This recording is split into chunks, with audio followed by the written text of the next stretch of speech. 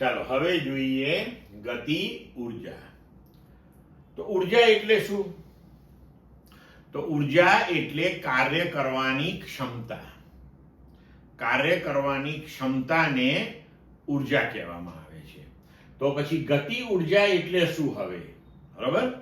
તો પદાર્થની ગતિના લીધે કરીને જે એની કાર્ય કરવાની ક્ષમતા છે તેને તેની ગતિ ઉર્જા કહે છે. બરાબર? પદાર્થની ગતિના લીધે કરીને એની જે કાર્ય કરવાની ક્ષમતા છે તેને તેની ગતિ ઉર્જા કહે છે. આપણે ગતિ ઉર્જાને કેવી રીતે વ્યાખ્યાયિત કરીએ છીએ? તો પદાર્થની ગતિ ઉર્જા એટલે પદાર્થના દળ અને પદાર્થના વેગના વર્ગના ગુણાકારનું અડધું મૂલ્ય. બરાબર? એટલે કે પદાર્થના દળ અને તેના વેગના વર્ગના ગુણાકારના અડધા મૂલ્યને આપણે પદાર્થની ગતિ ઉર્જા કહીએ છીએ.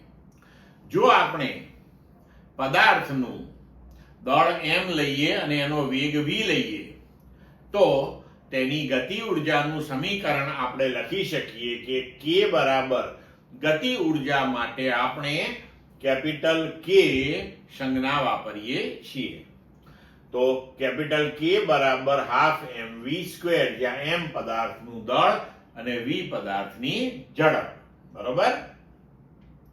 હવે k બરાબર હાફ mv સ્ક્વેર આપણે લખ્યું, ઉપર નીચે આપણે m વડે ગુણી નાખીએ તો ઉપર m સ્ક્વેર થશે અને નીચે 2m થશે. m ઇન્ટુ v, દળ ગુણ્યા વેગ એટલે એ થશે વેગમાન. તો m સ્ક્વેર v સ્ક્વેર બરાબર p સ્ક્વેર બાય 2m. એટલે ગતિ ઉર્જાનું સૂત્ર આપણે જે હાફ mv સ્ક્વેર લખીએ છીએ તેને જ તમે p સ્ક્વેર બાય 2m પણ લખી શકો છો.